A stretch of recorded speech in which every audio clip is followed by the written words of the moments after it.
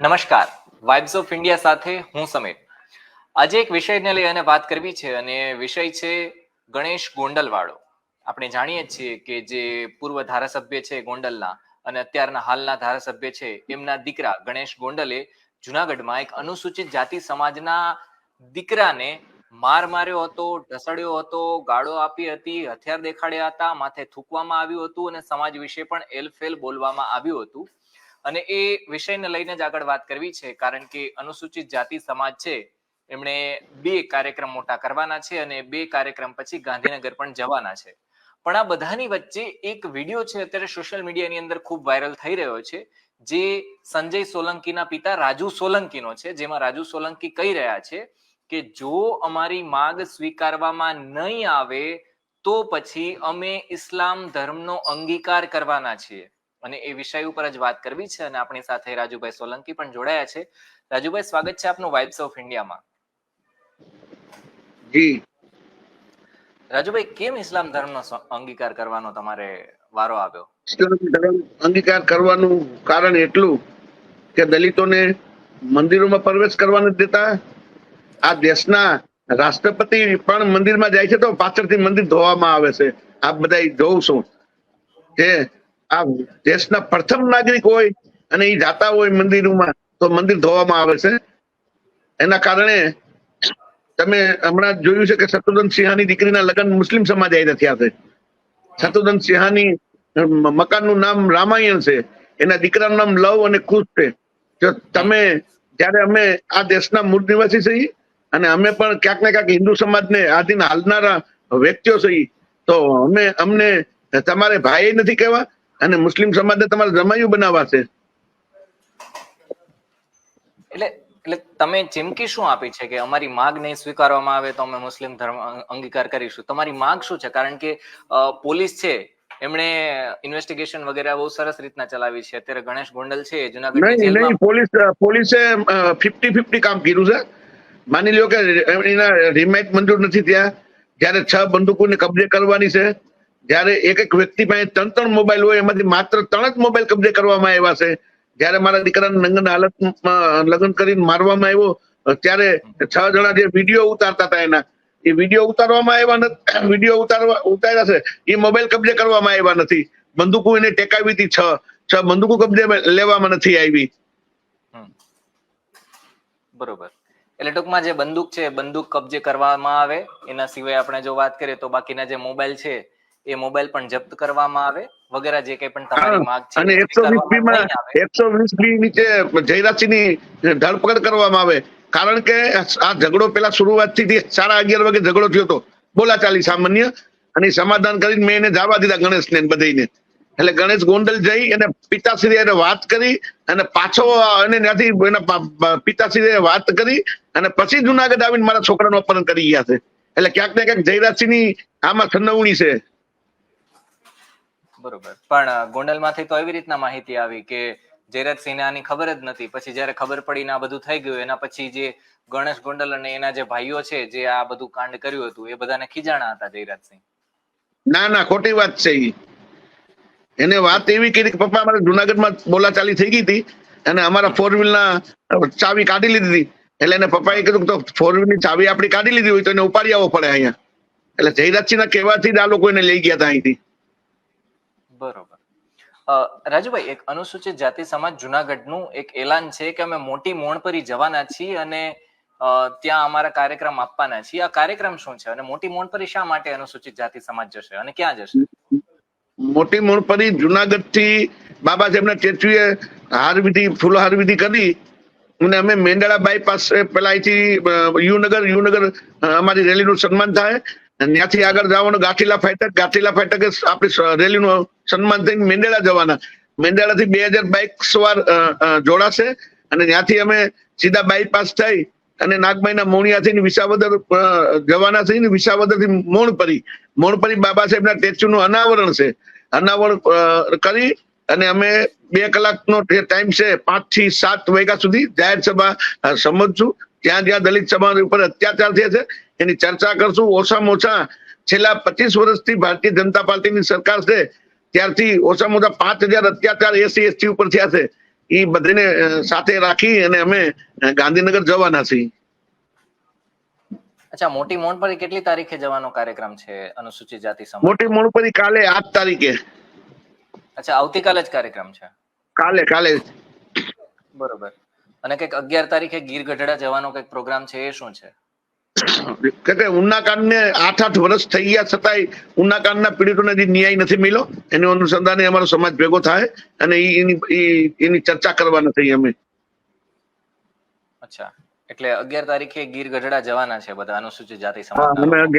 11 તારીખે ગીર ગઢડા પણ જવાના નથી, કેમ કે 8 વર્ષ થઈ ગયા હોવા છતાંય હજી ઉનાના પીડિતોને ન્યાય મળેલ નથી. અચ્છા, એટલે કે રાજુ સોલંકી, દેવદાન મુછડિયા, આવા કેટલા અનુસૂચિત જાતિ સમાજના લોકો છે? આખા ગુજરાતભરના આગેવાનો, આખા ગુજરાતભરના. અચ્છા, જિગ્નેશ મેવાણી આવવાના છે? જિગ્નેશભાઈ આવવાના છે. હા, બરોબર. એક વાત એવી રીતના સામે આવી રહી છે જુનાગઢથી, જે ફેલાઈ રહી છે એ છે કે આ બધું કરી અને રાજુભાઈ સોલંકી છે એ કોંગ્રેસમાંથી એમને ધારાસભ્યની ટિકિટ જોઈએ છે આગલી ચૂંટણીમાં, એટલા માટે આવું બધું કરી રહ્યા છે.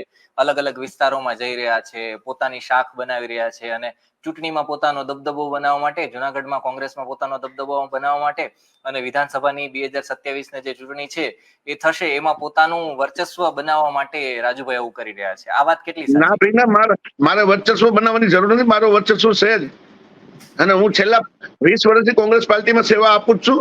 મારા પત્ની પ્રથમ ચૂંટણી અમે ભારતીય જનતા પાર્ટીમાંથી લડીને જુનાગઢ મહાનગરપાલિકાના કોર્પોરેટર બન્યા હતા, અને ટર્મથી અમે કોંગ્રેસમાં કોર્પોરેટર છીએ. અમારી લોકચાહના ને અમે અમારે કઈ લોકચાહના મેળવવા નથી. હું લોકચાહના વાળો માણસ જ છું. મેં કોરોનામાં પણ ગરીબ માણસોને મદદ કરી છે, જેવી કે 2 લાખ કીટુનું વિતરણ કરેલું છે અને 50,000 પરિવારને ઓક્સિજનના બાટલા પણ મેં પૂરા પાડેલા છે. પણ મેં ક્યાંય વિડીયો કે ઓલું કરેલ નથી, કે માનવ સેવા કરવી વિડીયો હું કામ બનાવવાના ભાઈ? બરોબર. હમણાં ગણેશ ગોંડલનો એક વિડીયો છે 2 દિવસ પહેલાનો, બહુ વાયરલ થઈ રહ્યો છે, જેમાં ગણેશ ગોંડલ છે એમને પોલીસ વાળા વાનમાં લઈ જાય છે અને ગણેશ ગોંડલ હસતા હોય છે. તો એના ઉપર આપનું શું કહેવું છે? શું એમને પશ્ચાતાપ છે? એને શરમ નથી.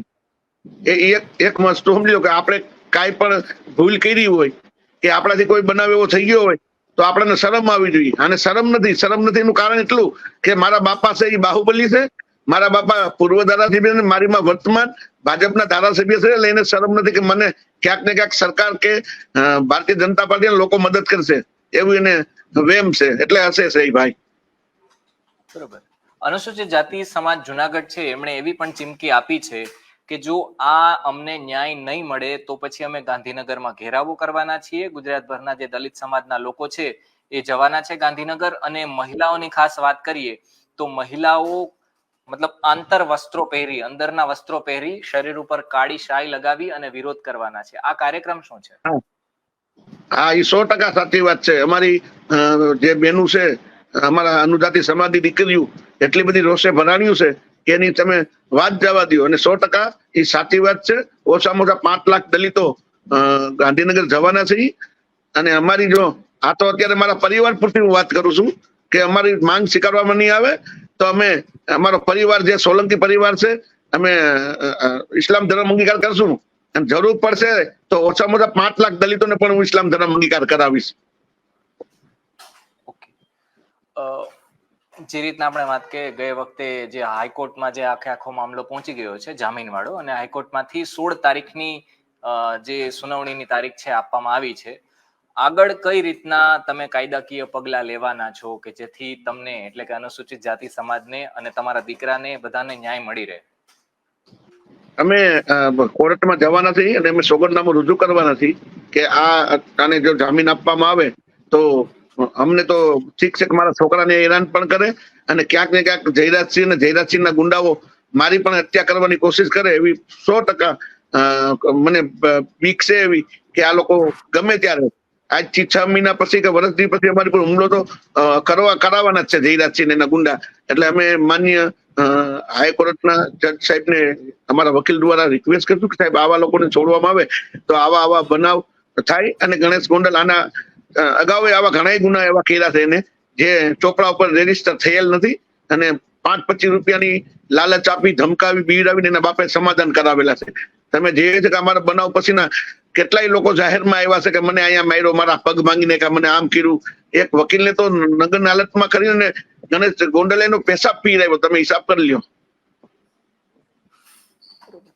એક વાત એવી પણ એ વિસ્તારમાંથી આવી રહી છે કે જે ગોંડલ વિસ્તાર છે એમાં તો દબદબો રહ્યો છે, માર મારવામાં આવ્યો છે, ઘણા લોકોને ટોર્ચર કરવામાં આવ્યા છે, પણ ગોંડલ પોલીસનું કંઈ ચાલતું નથી, એટલા માટે કંઈ થઈ નથી રહ્યું. સામેની બાજુ જુનાગઢની વાત કરીએ, જુનાગઢ પોલીસે તો આમાં કેસ પણ કર્યો છે, આગળ મામલો પણ ચલાવ્યો છે. જુનાગઢ પોલીસની કામગીરીથી આપ ખુશ છો? હા, પોલીસની કામગીરીથી ખુશ એટલા માટે થઈ કે અમારી ફરિયાદ લઈ લીધી, પણ ફરિયાદ લેવામાં મને 12 કલાક હેરાન કરીને પછી ફરિયાદ લીધી છે. 12 કલાક મારી ફરિયાદ લેટ લીધી છે પોલીસે. મને સમાધાન કરાવવા માટે ફોન કરાવ્યા છે.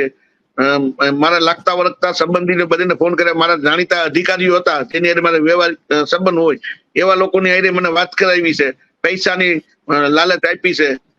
બીરાવામાં આવ્યો છે મને ઘણી જગ્યાએ કે પછી તારું આવું થાય. કાંઈ વાંધો નહીં ભાઈ, મારી પાસે હું કોઈ એવો ધંધો જ નથી કરતો જેથી કરીને મારે કઈ ફિક્સમાં આવવું પડે. હું દારૂ નથી વેચતો, જુગાર નથી રમાડતો. હું મારું બાંધકામનું કામ છે, મકાન પાડવાનું અને મકાન બનાવવાનું કામ કરું છું હું.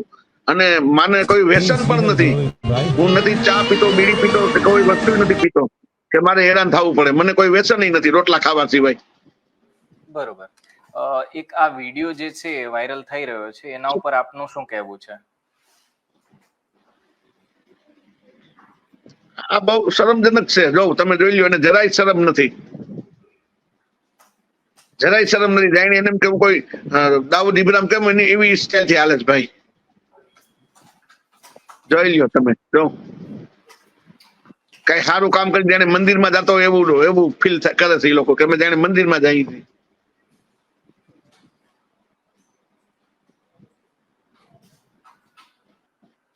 એટલે ભાઈગીરી એની કે હું કઈ મોટો ભાઈ છું. એટલે જરા પણ પશ્ચાતાપ નથી આટલું મોટું કાંડ કરી નાખ્યું? જરાય શરમ નથી એને, જરાય.